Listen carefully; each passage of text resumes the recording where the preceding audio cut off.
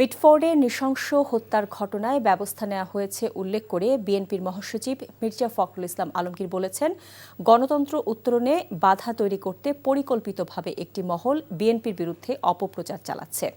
তরুণ প্রজন্ম সহ সবাইকে নিয়ে এমন ষড়যন্ত্র প্রতিহতের ঘোষণাও দেন তিনি। সকালে দলীয় চেয়ারপারসনের গুলশান কার্যালয়ে জরুরি সংবাদ সম্মেলনে এসব কথা বলেন তিনি। নূর হোসেনের রিপোর্ট। রাজধানীর মিটফোর্ডে ব্যবসায়ী সোহাগ হত্যাকে কেন্দ্র করে বিএনপি ও দলের ভারপ্রাপ্ত চেয়ারম্যানের বিরুদ্ধে কুৎসিত অপপ্রচারের প্রতিবাদে স্থায়ী কমিটির সদস্যদের নিয়ে জরুরি সংবাদ সম্মেলন করেছেন বিএনপির মহাসচিব মির্জা ফখরুল ইসলাম আলমগীর। প্রকৃত আসামিদের এখনও গ্রেফতার না করা, হত্যার সময় ভিডিও ধারণ ও নির্দিষ্ট পেজে তা ছড়িয়ে দেওয়া নিয়ে প্রশ্ন তুলে বিএনপি মহাসচিব বলেন, পরিকল্পিতভাবে অস্থিতিশীলতা সৃষ্টির চেষ্টা হচ্ছে, যার উদ্দেশ্য গণতন্ত্রে উত্তরণের পথে বাধা তৈরি করা। পূর্ব পরিকল্পিতভাবে 9 জুলাইয়ের ঘটনা 11 জুলাই শুক্রবার জুমার নামাজের পর সবচেয়ে প্রাইম টাইমে ইন্টারনেটে ছড়ানো শুরু করা হয়েছিল।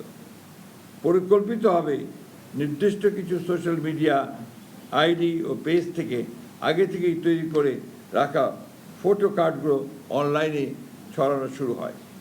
এ থেকে প্রতীয়মান হয় যে অনলাইনে ভুয়া তথ্য প্রচারের ক্যাম্পেইন শুরুর আগে থেকেই অপপ্রচার সামগ্রী তৈরি করে রাখা হয়েছিল।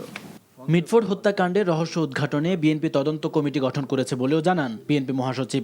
জনগণকে সাথে নিয়ে পতিত ফ্যাসিবাদী গোষ্ঠী ও অপপ্রচারকারীদের সব ষড়যন্ত্র রুখে দেওয়ার অঙ্গীকারও করেন মির্জা ফখরুল। সংঘাত সৃষ্টির পরিকল্পিত ফাঁদে পা না দিয়ে ফ্যাসিবাদ বিরোধী জাতীয় ঐক্যকে বিনষ্ট করার যে কোনো প্রচেষ্টাকে রুখে, ষড়যন্ত্রকে রুখে দিতে হবে। পতিত স্বৈরাচার আর কাপুরুষ ষড়যন্ত্রকারীদের মিলিত অপচেষ্টা সুষ্ঠু নির্বাচন ও গণতন্ত্র পুনঃপ্রতিষ্ঠা ও আগামীর বাংলাদেশ গড়ার পথে যদি কোনো বাধা আসে, তবে সেটা আমরা ঐক্যবদ্ধ গণতান্ত্রিক শক্তির মাধ্যমে প্রতিহত করব। এদিকে জাতীয় প্রেস ক্লাবে বিএনপিপন্থী চিকিৎসকদের সংগঠন ডক্টরস অ্যাসোসিয়েশন অব বাংলাদেশ ড্যাব আয়োজিত প্রতিবাদ সমাবেশে দলটির সিনিয়র যুগ্ম মহাসচিব রুহুল কবির রিজভী বলেন, তারেক রহমানের বিরুদ্ধে ষড়যন্ত্র চলছে দেশের ভেতরে ও বাইরে। কোনো উস্কানিতে সাড়া না দিতে নেতাকর্মীদের প্রতি আহ্বানও জানান তিনি।